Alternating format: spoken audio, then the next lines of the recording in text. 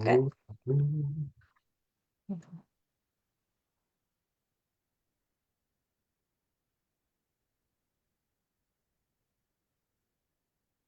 We are live. Excellent. Hello, everyone. My name is Mario Lewis. Welcome to another Ask the Expert series. I am here with my partners in crime. We have CEO Darlene Blanco. We have our Chief Operating Officer, Ms. Margarita Estrada.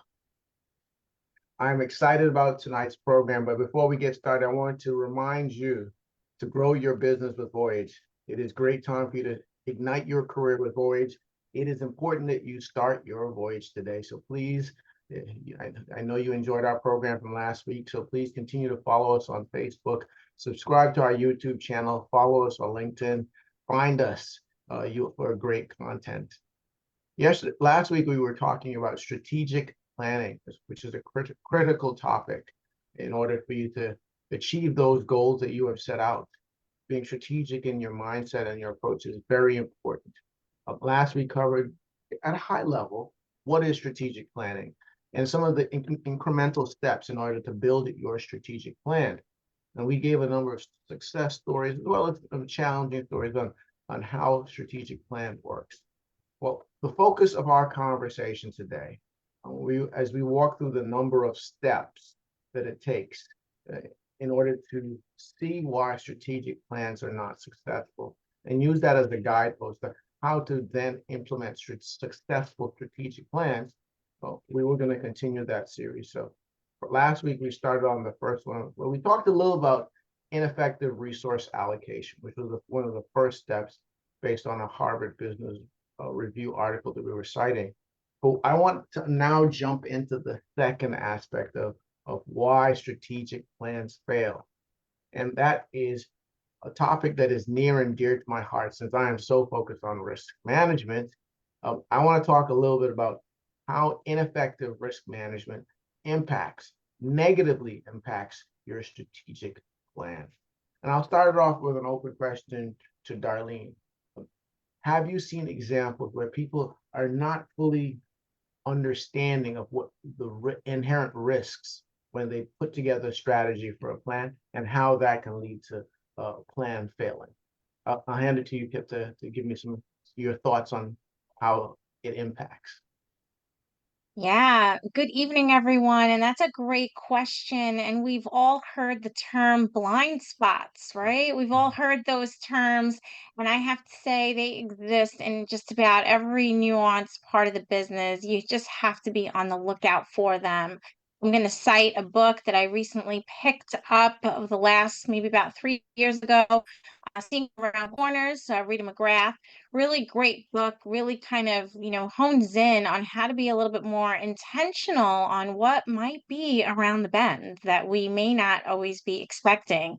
And when we look at risk management and we look at the different projects that we're working on, all the different, nuances that can affect the projects going forward, or maybe there's a regulatory issue that maybe you're not expecting, or something else that can be a snag, as we've talked about last week. So there's always a lot to be said about the unexpected and trying to do your best to prepare for what's to come, and just really being thoughtful in terms of, well, what can we absorb? What kind of hit can we take? How would it affect our bottom line? Will it not only put the project at risk, but could it possibly put the company out of business? So lots to think there. Wow. I'd like to hand it to you, Margaret, to build on top of that, because I think Darlene highlighted the key words of what things are around the corner, what things are you not seeing in doing your risk management analysis. Please continue. Well, I think that you have to also look at the trends, what is happening in your type of business.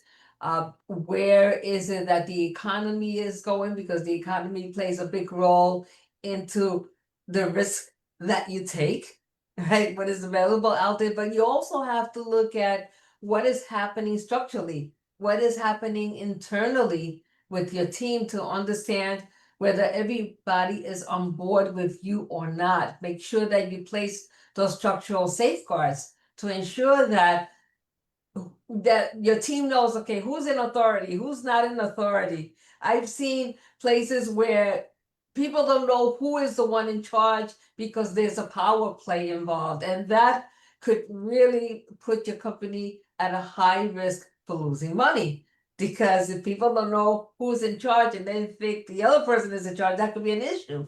Also, make sure that your system safeguards are in place in terms of your technology, and also make sure that your staff, your accounting and transaction processing staff is on board as well. Great. So I think about it in terms like this. It is important when you begin a process of putting together a strategic plan to do something what I call horizon scanning, where you look across the entire horizon of what are the things that can impact my business. A lot of what you already said. And with that horizon scanning, you can then determine what is your appetite for risk. And depends on the business and the nature of what you're doing. Some places you may have a high appetite for risk, and I'm willing to put my chips in the middle of the table because I'm okay with that level of risk. And then there's certain business, like probably like in the medical field, sometimes even in finances, where my risk tolerance is very low. So I think it's as important as you begin any process of evaluating your business, do a complete horizon scan. What are the potential risks around the corner? And then determine what your risk appetite is. And then you can then start the process of risk management. The next topic we want to talk about is having vague strategic goals. Vague, and Darlene, I know you're a master planner. So can you tell me what is the negative impact of having vague strategic goals, and how do you sharpen that so you can have more precise goals that are truly strategic? You know what? It's really important that we think about things concisely, and are we being compelling when we're thinking about what our future looks like? One time, as I sat and I went through the list of things, I was making a New Year's resolution sheet, and I'm putting them all out and listing them, and I'm saying to myself, what's really doable? What can I really hold myself accountable for? I don't want to just put things down on paper because they look good and I want to let everybody know that I took New Year's resolution planning seriously, right? Well, I don't want to just check a box. And, that's really important. Are we setting up these things so that they're box checking, or are we really being intentful about getting out there, making impact, and having compelling messaging if we are marketers, or just in terms of how it's affecting our business plan, all the strategic decisions that we're making around those models? So I'm thinking when you're putting your vision together, vague is not good because it really doesn't help you in your concise planning, because everything along the way needs to have milestones, and you need to be, sort of double checking, am I in line here? Am I going to get to my destination?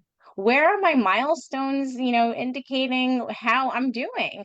And that's really important as we're looking at metrics, especially in business. But even so, on your personal side, I mean, if you are someone who is, starting a new diet and you're going to start to eat healthier, you want to take note of, like, what are some of the milestones? Do I intend to incorporate X many healthier choices? Am I replacing this many meals? And yeah, I think it just really is important. You really can't be vague. You have to be to the point. It has to be right. It has to be concise, because then if it's not working, you'll at least need to know what you'll need to fix to get it right. Great point. Margarita, please, you're about to build on top of that. Sure, yes, because I'm just thinking about when Darlene mentioned about diet, how you have to put those guardrails in place to ensure that you are following what you set yourself out to do. Do you have your inner circle that is helping you in case you're tempted to eat those potato chips that you're not supposed to eat, right? Are you drinking enough water? All those kind of things. So it's very important to be clear in your goals. So I was reading an article that spoke about the Target, and how Target tried to open stores in Canada, and they were not successful because they were not considering how Canadians do things as Mhm. compared to how Americans run business. And as a result, Target had to close all their stores in Canada because they did not think about, well, Canada's national pride. So national pride, oh, the recording stopped. For us, go ahead. We're Okay. still on. We're still on? It says recording stopped. Okay. So anyway, so we have to think in terms of national pride, right? When it comes to you're dealing with other countries and when you put together in place your strategic goals, and not only national pride, but think about it here, even each state has its own way of thinking and doing things. So in strategy, you have to consider how well-rounded your goals are Mhm. before. In other words, you have to have foresight and you have to think ahead of time as you put together your plan, and also to make sure that you're checking in every now and then. Okay, where are we? We're on target in terms of the time that is going to take to achieve level A, B, and C, and so on. Mhm. Excellent points. I think right now is a great time for us to do a quick commercial break. I just want to remind everyone to please follow us on Facebook, subscribe to our YouTube channel, follow us on LinkedIn. Just focus on the at Start Your Voyage handle, and you will use that information to help you grow your business, ignite your career, and help you to start your voyage today. Yes, do it. I want to now shift the conversation to the fourth aspect of why strategy execution fails. And this is one I think, Marguerite, I wouldn't mind starting out with you on this one because you Sure. always talk a lot about from an HR focus. And this one is talking about the lack of organizational support. And it's just important that no matter how great your strategy is, how precise it is, you really need the people in order to execute. So can you talk about how do you gain organizational support when you have a clear strategy, a clear vision for what it's to be? What are the tools that you need to implement in order to make sure that people are following and are aligned? Well, first, I'm going to pick up on what Darlene said about being compelling. I love that word so much because it means that your persuasive influence has to be in there so that this way you can influence your team, and also you can influence those middle management and upper management to get on board with what you're trying to achieve. And this is where my model, this is the degree employee model comes in, because once you have your plan in place, you have to show, well, how is the plan, how does the plan apply to the company? How can we achieve success by implementing this plan? Why is it important to stick to this plan?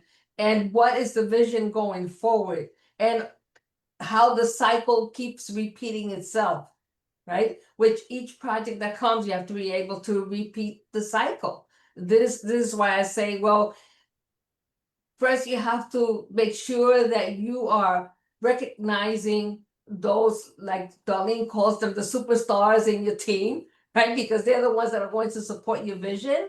And once you recognize them, then you have to make sure that you also nurture them by, letting them know that they're appreciated. And appreciation plays a big part in employees coming on board with you. And also by your team supporting you, those in mid and upper management see, hey, this team is really being supported. Everybody is so excited to be on board. And yes, we are on board with you because we see that this is going to move us up, and it's going to increase our return on investment. Awesome, thank you. Darlene, one of the things is, I think this question is fitting for you, is one of the things that's important in order to gain that organizational support is that ability to talk about what your core values for your company. And that's the CEO type, visionary type of thinking. How do you think about what are the tools do you use to communicate core values about culture and shaping that culture in order to build or gain that organizational support? I think for me, it's always been about the truth is in the pudding, and you really are what you preach. And I think that if you are a leader that constantly leads by example and is always demonstrating what you believe, everybody will continue to believe in you and want to be a part of what you're trying to do. And I think that I'm really transparent in letting folks know what I believe in, what my mission is, both on the professional and on my personal side, because as you all know, it's always very tied together. I mean, we can't be two different people and there's only 24 hours in a day. So, yeah, it's, yeah.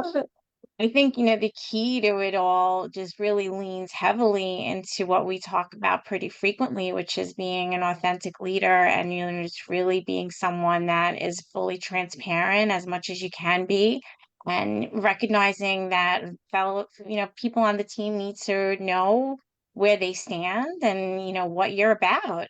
I think that it's really hard to really put your all into something if you don't believe in that leader's mission, if you don't believe in that leader, and if you can see right through them and you think like, oh, this is just a phony, you're really not going to want to bring the best effort and you're not going to want to do great work. So I'm really cognizant of that. I want my team members to know, hey, here's what I stand for, here's what I believe in, here's where you'll see me, here's where you'll find me. Why don't you come meet me? You'll see me there. Come be a part of it, and a lot of it happens after hours. Folks realize, 9 to 5 is 9 to 5, but there's a whole 5 to 12. Yeah, So, there's just a lot that goes on. absolutely. Wow, that's beautiful. Well stated. Last but not least, and I think this last principle is a little bit of very modern in how people think about strategic execution, and it's really the push and pull between innovation versus control. Like innovation is that for any company to be so strong, successful, and grow, they need to be innovative. They need to, like I think the term you used earlier, Darlene, was look around the bend, see what is coming, and adapt their product services in order to meet the customer's needs. But in order for a company to be able to deliver that consistently, you need some level of internal controls or just management processes that delivers on those products and services in very precise ways, because that's what customers come to expect. And often those two pushes and pulls are sometimes opposed to each other. How do you balance innovation versus control? And I'll start that with you, Margarita. How does an organization think about, because you're again very creative type, how do you balance the innovative type versus the need to control how that product is being delivered? Yeah, I think that it has to be a balance of both. As I spoke before, you have to be aware of the trends, and rather than be behind the trend, to be ahead of the trend. So now the big buzzword is AI and how it's going to affect everything. I Right. saw a talk this week at the Montclair TEDx talk, and there was a woman that spoke there, and she said that rather than be against AI or rather than fear it, she said we have to participate with it now because the window is getting smaller and smaller. She says so with between now and 2 years is the time that we have to participate fully with this innovation called AI, so that this way we tell it what to do as opposed to it telling us what to do, right? So it becomes our friend because we're able to control it as opposed to it controlling us. And how this will affect organizations in the future is huge. She said many jobs will be replaced, but she said many jobs will also be created because of AI. And the key is to be part of the creation process of AI. So how do you balance innovation and control? Well, you make sure that you're ahead of the trend rather than behind the trend. Learn about the trend as much as you can, and this way you're able to control where your business is going technologically as this new innovation is coming, because pretty soon AI will be an old innovation and something else will come up, right? That's just how innovation works. And the innovation is good. It helps an organization grow. It helps open the minds and hearts of many people, and also it can create new and wonderful inventions that add value to your company. So you have to have innovation, have control of what's happening, so you understand how it's going to return your bottom, how it's going to, how can I say, affect your bottom line, Mhm. And at the same time, you're on top of the trend and you move forward. Wow, beautifully stated, Margarita. Thank you for that. I think, Darlene, I want you to get your thoughts because you as a leader, how do you how do you think about that balance?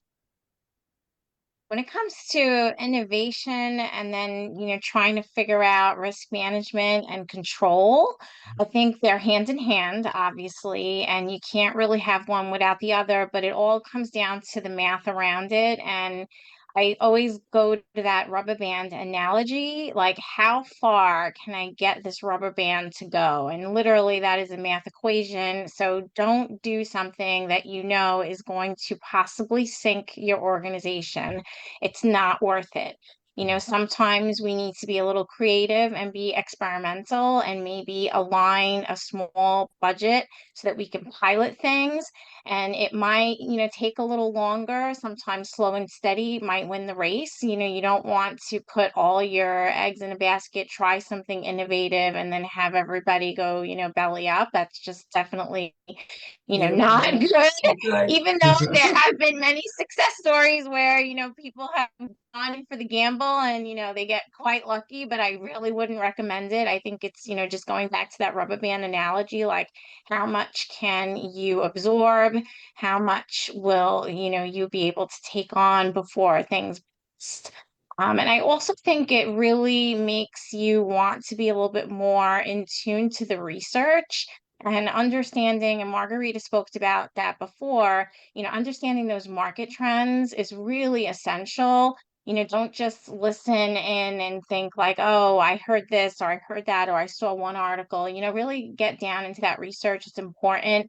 And if you're not experienced or have that level of expertise, go to someone who does because it's really worth it if you're going to be making, big decisions that are going to impact your budget.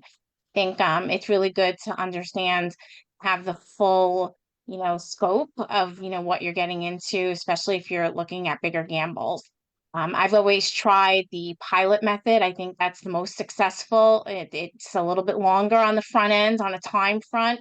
But what's really great about that is that you do get some feedback, some really great feedback, and you're able to incorporate it quickly so that when you do roll out, and you have a stronger return. So I think it's the safest way to go, especially if you're a newer entrepreneur. Wow, well stated as a person who's focused on managing strategic plans and and balancing that control versus innovation. Well, thank you very much. There you have it, ladies and gentlemen. I think we're at time. I think we actually went a little bit over time tonight because I could tell you can tell how passionate we are on the topic of strategic planning because it directly impacts you on how you execute either your career, your business, whatever your focus is. And I think we did a good job of covering it from multiple avenues. First talking about resource allocation, then talking a little bit more about just how to then manage against strategic goals. We talked about risk management, and we wrapped up with innovation and control. So with that, I think we can wrap up tonight's program. I want to thank you all for joining us today. And again, just as a final reminder, just please continue to check us out. There's a lot of great content here. We will talk about new and innovative topics that really impact you. And we're here to be of service. So please check us out. Remember to start your voyage today. Check us out at Voyage Consulting and Business Solutions. I'll wrap it up here. Any final words, Margarita and Darlene, before we wave goodbye? I would say that my final word today, as you build your strategic plan, is to ensure that you're looking at all the possible avenues. Think of everything that could possibly go wrong, and then put those safeguards to make sure that things go right. That's my final word for today. Love it. Well, thank you, everyone. Become an insider. You know where to find us. We'll see you very soon. Start your voyage today.